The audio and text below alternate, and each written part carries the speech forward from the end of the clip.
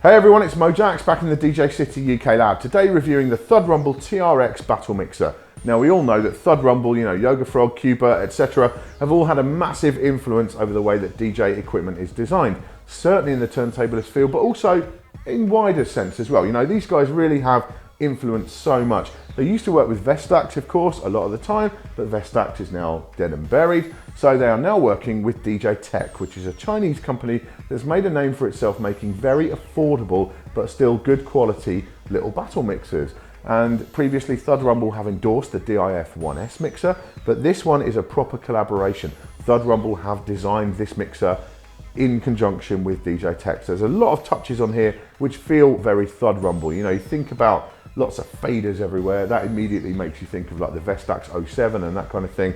This is definitely a Thud Rumble mixer through and through. At its core, it's a basic 2-channel scratch mixer. You've got mini inner faders in each fader. They all feel really nice. You've got the adjustment in there. Not only have you got the regular curve control on the front of the mixer, but also you can take the bottom off, access the bottom of the faders, and you can really tweak them to your precise taste. You've got reverses for each one, crossfader reverse. You've got a high pass, low pass filter on a little fader there, and that's reversible as well, so for real trick mixing there. The one thing I did find with the filters is that they do tend to kind of pop a little bit if you really work them hard. They're only small little faders, so you might just want to kind of play with that a little bit. They're a great idea, but I'm not sure about the execution. Likewise, the pan faders as well. It's good to have the option when you're recording like a scratch mix or something like that, to have that pan option there, but it does tend to boost the volume very high as you go across on each side. So that might be something that's more for your mixtapes rather than for use in the club, because you could really boost the volume to quite a large amount. The headphone mixing is all basically, it's a regular crossfader between channel 1 and channel 2. Then you've got the option to cue the master as well, and the main level is on a fader. There's no split cue on there. You've got an auxiliary input, which is on RCA connectors, line level, and you've also got a switchable mic line input as well, which will let you run in something like instrument level, so you could run in, drum machine or something like that into there. You haven't got a send and return on here. That's something I would have quite liked to see, because a lot of turntablism now does involve effects and echoes and delays and reverbs and stuff like that. There is no option for that. What you could possibly use is the direct outputs, which we've got on there. You could possibly run those into like a delay pedal or something like that, set it fully wet and run it back into the aux, but it's a bit of a workaround. It's not ideal. Those direct outputs, by the way, are an amazing, really cool idea. Basically, it's post fader line level output for each deck. So you can run each deck into a separate channel in a DAW, like Ableton Live or whatever, and you can record each deck separately, which means for editing purposes, you can go back in and adjust levels and so on after the fact. It also means if you're doing a multi-track recording, you can go back and just record one deck back in again as well, and you're not going to lose quality by re-recording the same section or having to run multiple mixers together to get that effect. Anyone who's tried to do a multi-track mix will understand what I'm talking about. It's a really great feature to have that direct output for each deck.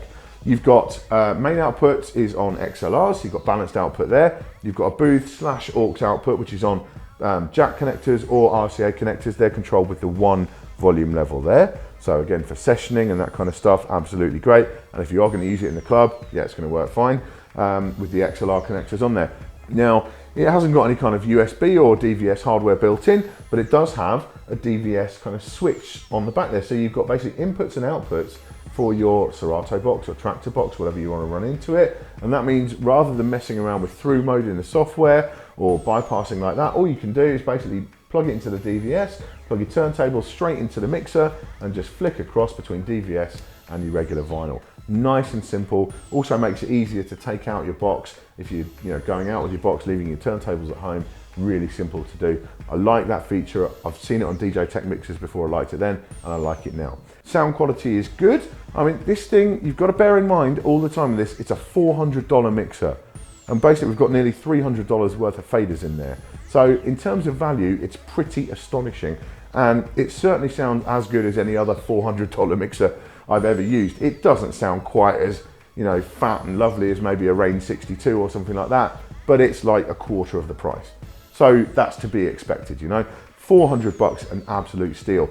3 band EQ on each channel. They're minus 26 dB or thereabouts. They're not a full kill, but that's fine for turntablism. Obviously you've got your trim controls on there as well. Now I'm a club DJ, I mix and blend, you know, I'm not a hardcore turntablist. So for the TRX, I thought I would get a second opinion. So I've handed it over for a couple of weeks to our resident turntablist here at the DJ City UK Lab, that's Doc Jr.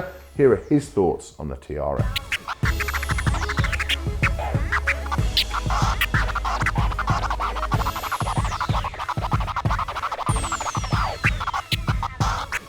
So the TRX, what can I tell you about this mixer? Crisp, fresh, elegant design, not too much going on.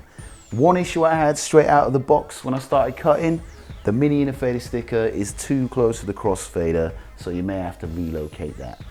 Now, the fader itself, when I compare it to my Range 61, it feels a little bit lighter, but not so light that you get too much bounce. And with the curve controls and settings, you can have it set up crisp, sharp, perfect, just how you want it.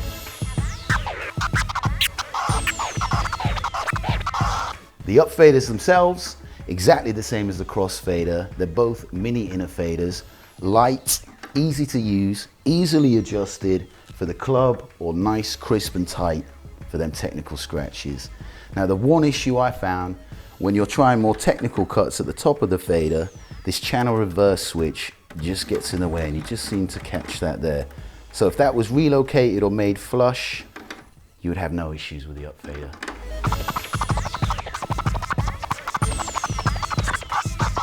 So another interesting feature of the TRX is this high and low pass filter.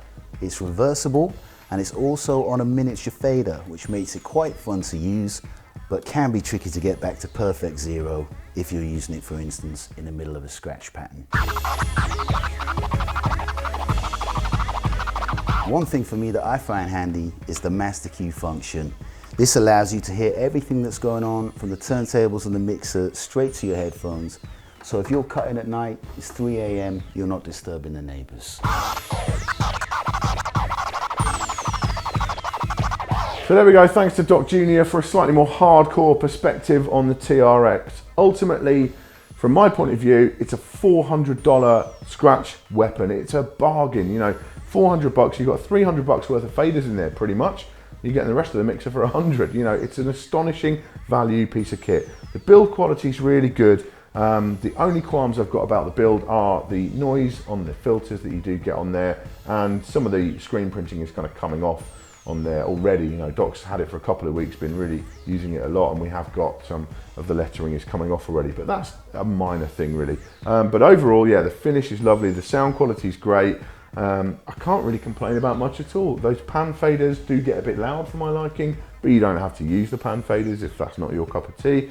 The direct outputs is a massive innovation. Really pleased to see that on there. And everything else about it, it's, you know, it's suitable for club work, bar work, and for your hardcore bedroom sessions, your octagon kind of sessions with your buddies.